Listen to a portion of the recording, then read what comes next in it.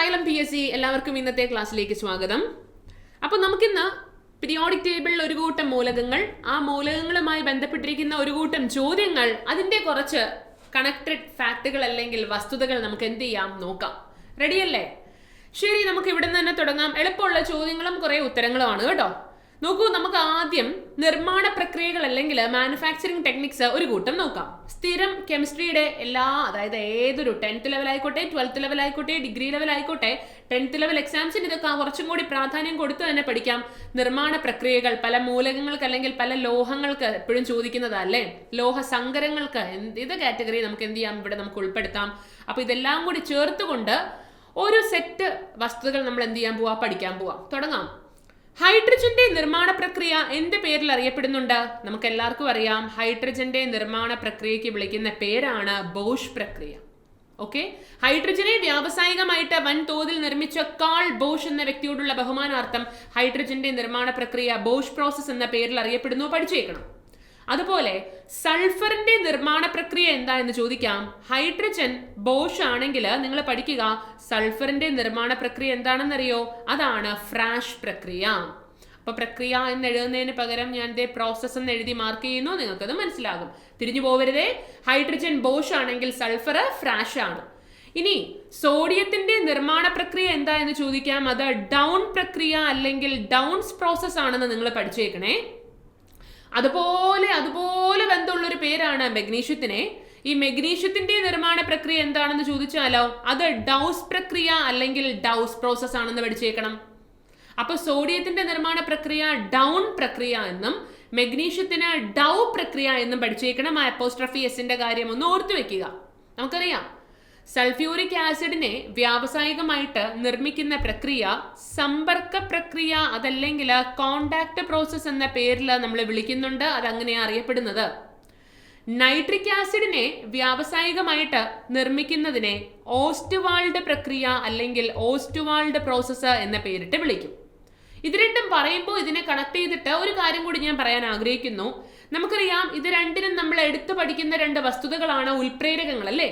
രാസപ്രവർത്തനത്തിന്റെ ഭാഗമാവുകയും എന്നാൽ രാസമാറ്റത്തിന് വിധേയമാകാതെ രാസപ്രവർത്തനത്തിന്റെ വേഗത കൂട്ടുകയോ കുറയ്ക്കുകയോ ചെയ്യുന്ന പദാർത്ഥങ്ങൾക്ക് വിളിക്കുന്ന പേരാണ് ഉൽപ്രേരകങ്ങൾ, കാറ്റലിസ്റ്റുകൾ.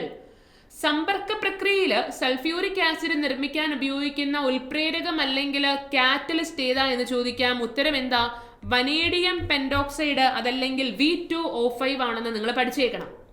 അതുപോലെ ഓസ്റ്റ്വാൾഡ് പ്രക്രിയയിൽ നൈട്രിക് ആസിഡിന്റെ നിർമ്മാണത്തിന് ഉപയോഗിക്കുന്ന ഉൽപ്രേരകം ഏതെന്ന് ചോദിച്ചാലോ, അത് പ്ലാറ്റിനത്തിന്റെ കൂടെ 5 മുതൽ 10% വരെ റോഡിയം എന്ന മൂലകം കൂടി ചേർത്തിട്ടാണെന്ന് പഠിക്കുക. അപ്പോൾ നമുക്ക് എങ്ങനെ പഠിക്കാം? പ്ലാറ്റിനം റോഡിയം എന്ന് പഠിച്ചു വെക്കാം. ക്ലിയർ അല്ലേ? യെസ്, മാറിപ്പോവരുതേ. അങ്ങനെയാണെങ്കിൽ അലുമിനിയത്തിന്റെ നിർമ്മാണ പ്രക്രിയ എന്താ എന്ന് ചോദിക്കാം. അലുമിനിയത്തിനെ ബോക്സൈറ്റിൽ നിന്നും ഏറ്റവും ചെലവ് കുറഞ്ഞ രീതിയിൽ നിർമ്മിച്ചെടുത്ത വ്യക്തിയാണ്, നിങ്ങൾ കേട്ടിട്ടുണ്ടാകും, ചാൾസ് മാർട്ടിൻ ഹാൾ. അതുപോലെ പോൾ ഹെറോൾട്ട് എന്ന് പറയുന്ന വ്യക്തിയുമായി ചേർന്ന് ആ നിർമ്മാണ പ്രക്രിയ എങ്ങനെ അറിയപ്പെടുന്നു എന്നറിയോ? ഹോൾ ഹെറോൾട്ട് പ്രക്രിയ എന്ന പേരിലാണ് അറിയപ്പെടുന്നത്. മാറിപ്പോവരുതേ. അലുമിനിയത്തിന്റെ നിർമ്മാണ പ്രക്രിയ എന്താ എന്ന് ചോദിക്കാം. ഏതാണ്? ഹോൾ ഹെറോൾട്ട് പ്രക്രിയ എന്ന് നിങ്ങൾ പഠിച്ചേക്കണം. അങ്ങനെയാണെങ്കിൽ 99% ഇരുമ്പിന്റെ കൂടെ 1% കാർബൺ കൂടി ചേർന്നാൽ നമുക്ക് കിട്ടുന്ന ലോഹസങ്കരം ഉരുക്ക്.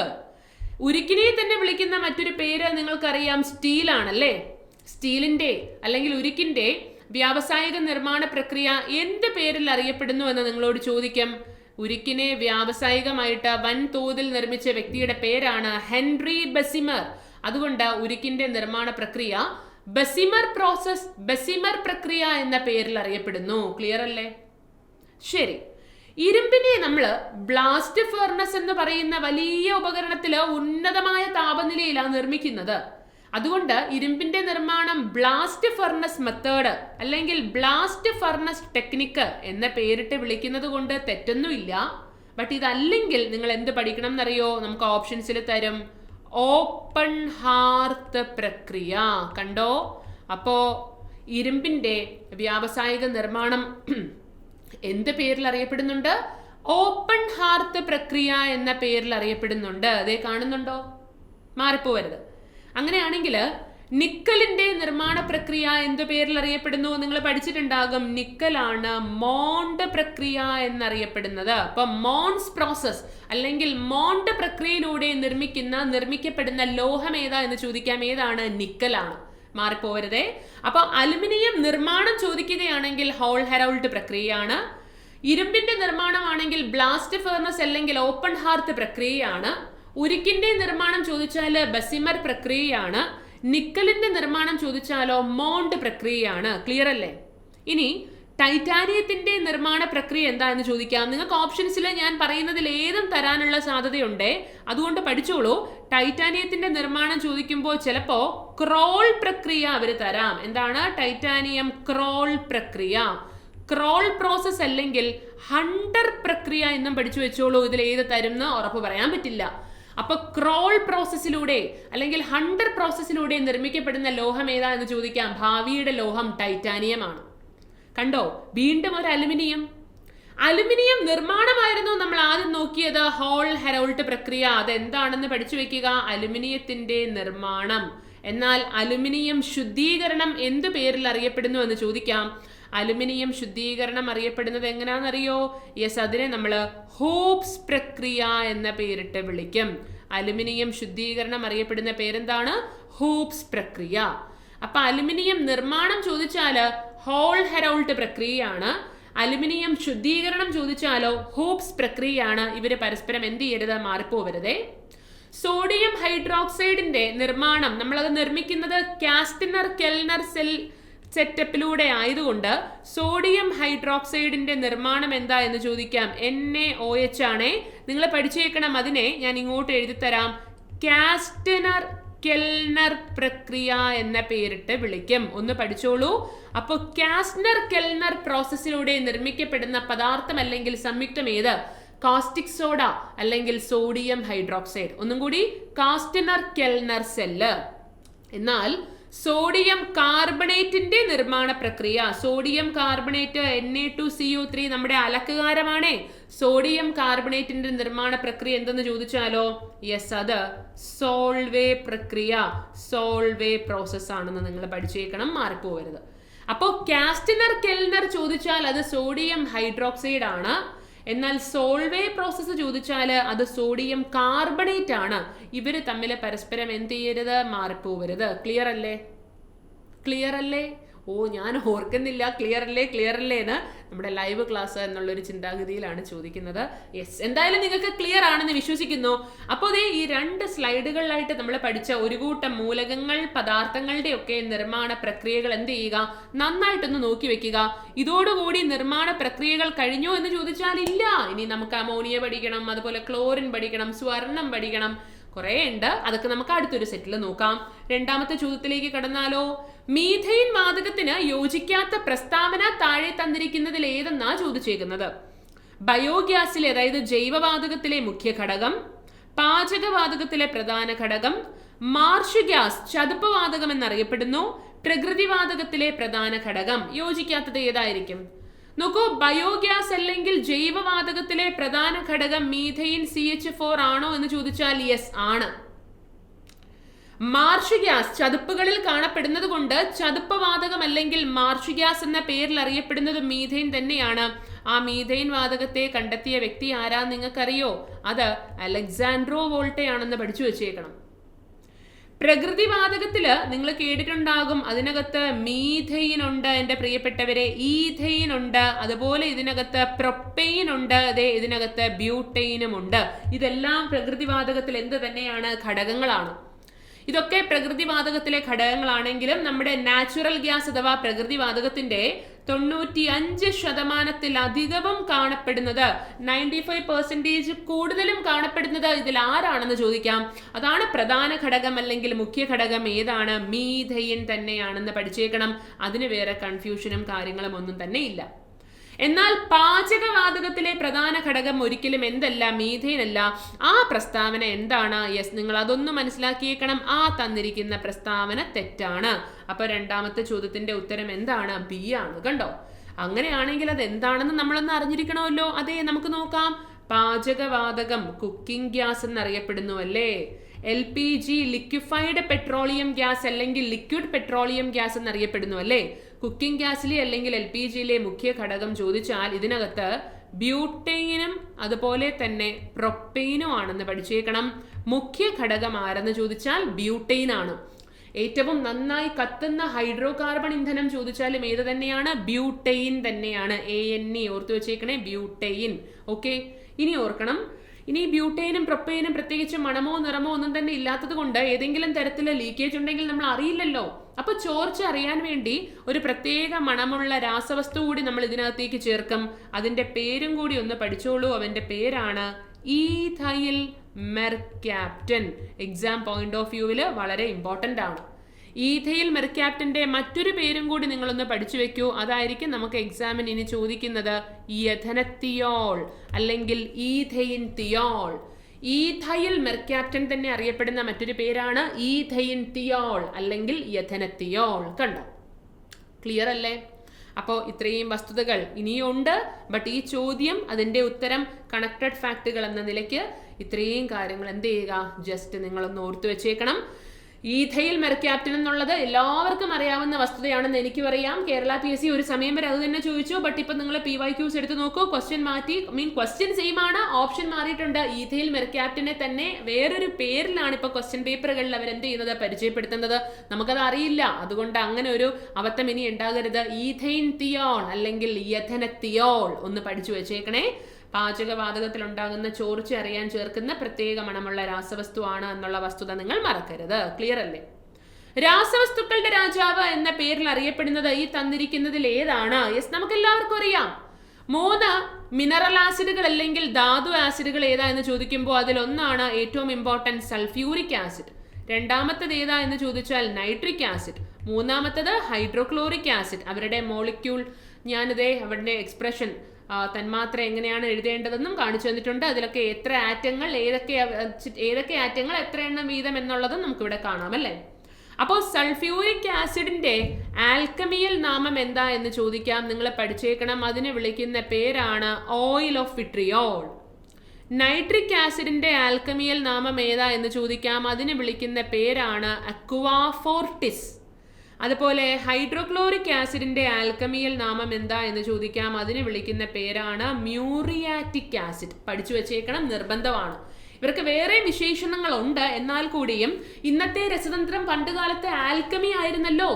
ഇന്നത്തെ കെമിസ്റ്റുകളൊക്കെ പണ്ടുകാലത്തെ ആൽക്കമിസ്റ്റുകളായിരുന്നല്ലോ. അവർ നമ്മുടെ ഈ 3 പ്രധാനപ്പെട്ട ധാതു ആസിഡുകൾക്ക് കൊടുത്ത പേരുകളായിരുന്നു oil of vitriol sulphuric acid, aqua fortis nitric acid, muriatic acid hydrochloric acid. ഇനി രാസവസ്തുക്കളുടെ രാജാവാര് എന്ന് ചോദിച്ചാലും ആസിഡുകളുടെ രാജാവ് കിങ് ഓഫ് ആസിഡ്സ് ആരെന്ന് ചോദിച്ചാലും ഒരു കൺഫ്യൂഷനും കൂടാതെ നിങ്ങൾ പഠിച്ചു വെച്ചേക്കണം. ഉത്തരം എന്ത് തന്നെയാണ്?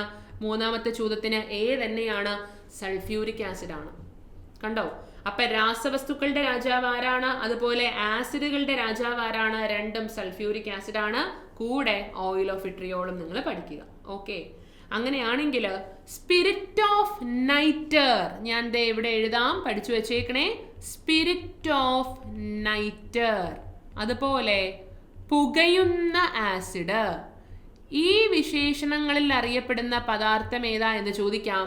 അത് നൈട്രിക് ആസിഡ് ആണ് എന്ന വസ്തുതയും നിങ്ങൾ പഠിച്ചു വെക്കുക. സ്പിരിറ്റ് ഓഫ് നൈറ്റർ, ആ നൈറ്റർ കാണുമ്പോൾ ഓർക്കുക നൈട്രിക് ആസിഡ് ആണ്. ഫ്യൂമിംഗ് ആസിഡ്, പുകയുന്ന ആസിഡ് ആരെന്ന് ചോദിക്കാം. ഇതെല്ലാം എന്താണ്? നൈട്രിക് ആസിഡ് ആണ്.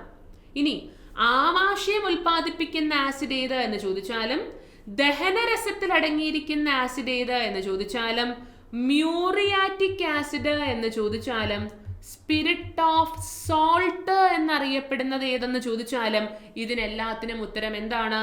യെസ്, അത് ഹൈഡ്രോക്ലോറിക് ആസിഡ് ആണ്. കണ്ടോ?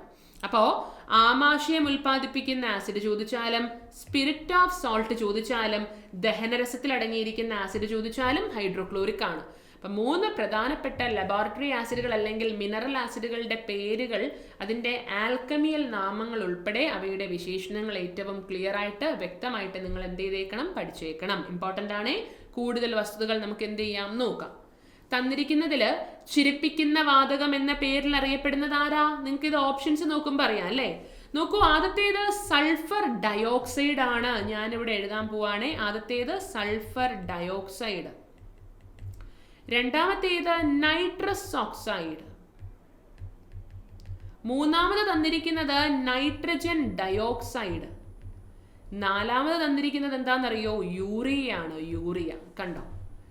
അപ്പോൾ ചിരിപ്പിക്കുന്ന വാതകം എന്നറിയപ്പെടുന്നത് നൈട്രസ് ഓക്സൈഡ് ആണ്. അപ്പോൾ ഇതിന്റെ ഉത്തരം എന്താണ്? ഓപ്ഷൻ ബി ആണ്. നാലാമത്തെ ചോദ്യത്തിന്റെ ഉത്തരം ഓപ്ഷൻ ബി ആണ്. ഒരിക്കലും NO2 നൈട്രജൻ ഡയോക്സൈഡ് വരില്ല, N2O ആണെന്ന് നിങ്ങൾ പഠിച്ചേക്കണം. ഈ ചിരിപ്പിക്കുന്ന വാതകം നൈട്രസ് ഓക്സൈഡിന്റെ നമ്മൾ ഇതിനെ എന്തായിട്ട് പറയുന്നുണ്ട്, അല്ലെങ്കിൽ എന്തായിട്ട് ഇതിനെ ഉപയോഗിക്കുന്നുണ്ട്? അനസ്തെറ്റിക് ആയിട്ട് ഉപയോഗിക്കുന്നുണ്ട് അല്ലേ? ഇത് കണ്ടെത്തിയത് ആരാന്നറിയോ?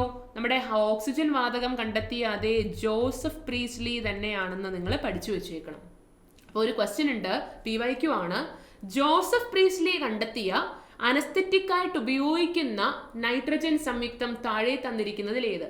നൈട്രിക് ഓക്സൈഡും നൈട്രജൻ ഡയോക്സൈഡും നൈട്രസ് ഓക്സൈഡും വേറെ നൈട്രജൻ കോമ്പൗണ്ട്സ് ഒക്കെ അവർ ഓപ്ഷൻസിൽ തരും.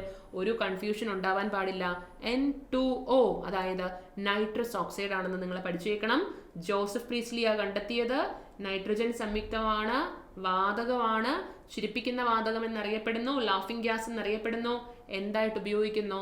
അനസ്തെറ്റിക് ആയിട്ട് ഉപയോഗിക്കുന്നു എന്ന കാര്യം നിങ്ങൾ പഠിച്ചേക്കണം. ഓക്കെ, ഇനി ഇതില് നമ്മുടെ നൈട്രജന്റെ ഓക്സൈഡുകളും അതുപോലെ തന്നെ സൾഫർ ഡയോക്സൈഡും എന്തിനു കാരണമാകുന്നു? അമ്ലമഴ അല്ലെങ്കിൽ ആസിഡ് റെയിൻ അല്ലേ? ഓർത്തു വെച്ചേക്കണം. നമ്മളെ താജ്മഹലിന്റെ ഒക്കെ നിറം മങ്ങുന്നതിന് കാരണം അമ്ലമഴ. നമ്മൾ സ്കൂൾ ടൈമിലെ പഠിക്കുന്നതാണ്. അപ്പോൾ അവിടെ സൾഫർ ഡയോക്സൈഡും നൈട്രജന്റെ ഓക്സൈഡുകളും എന്നുള്ള വസ്തുതയെ നിങ്ങൾ എന്ത് ചെയ്തു വെക്കുക? ഓർത്തു വെക്കുക. ഓക്കെ, ലാബിൽ ആദ്യമായി ഉണ്ടാക്കിയെടുത്ത ഓർഗാനിക സംയുക്തം ഏതാ എന്ന് ചോദിക്കാം. ലാബിൽ ആദ്യമായിട്ട് ഉണ്ടാക്കിയെടുത്തത് എന്ന് പറയുമ്പോൾ സാധനം ആർട്ടിഫിഷ്യൽ ആണല്ലോ, കൃത്രിമമാണല്ലോ. അപ്പോൾ ആദ്യത്തെ കൃത്രിമ ഓർഗാനിക സംയുക്തം ഏതാ എന്ന് ചോദിക്കാം. അതിന്റെ ഉത്തരമാണ് ഏത്? Urea. NH2CO NH2 urea. Urea നിർമ്മിച്ച വ്യക്തി ആരാന്നറിയോ? യെസ്, നിങ്ങൾ പഠിച്ചേക്കണം. അദ്ദേഹത്തിന്റെ പേരാണ് ഫ്രെഡറിച്ച് ബോളർ. ഇദ്ദേഹമാണ് ലാബിൽ ആദ്യമായിട്ടുണ്ടാക്കി എടുത്ത ഓർഗാനിക സംയുക്തം യൂറിയ ആയതുകൊണ്ടും അത് ഓർഗാനിക് കോമ്പൗണ്ട് ആയതുകൊണ്ടും കാർബണിക രസതന്ത്രത്തിന്റെ അല്ലെങ്കിൽ ഓർഗാനിക് കെമിസ്ട്രിയുടെ പിതാവ് എന്നറിയപ്പെടുന്ന വ്യക്തി ആരാ എന്ന് ചോദിക്കാം. അതാണ് ഫ്രെഡറിച്ച് വൂളർ എന്നുള്ള കാര്യം നിങ്ങൾ മാറിപ്പോവാതെ പഠിക്കേണ്ടത്. ക്ലിയർ അല്ലേ? ഓക്കെ അല്ലേ? ഞാൻ ഈ പറഞ്ഞ ഇത്രയും വസ്തുതകൾ നിങ്ങൾക്ക് ഓക്കെ ആണെന്ന് കരുതുന്നു. അപ്പോൾ ഇത്രയും ചോദ്യങ്ങളുടെ ഈ ഫാക്ടുകൾ നന്നായിട്ടൊന്ന് നോക്കി വെക്കുക, ഉത്തരങ്ങൾ നോക്കി വെക്കുക. നമുക്ക് അടുത്ത സെറ്റ് ഓഫ് ക്വസ്റ്റ്യൻസുമായിട്ട് അടുത്ത ക്ലാസ്സിൽ വീണ്ടും എന്ത് ചെയ്യാം? കണ്ടുമുട്ടാം. Thank you my dears. By.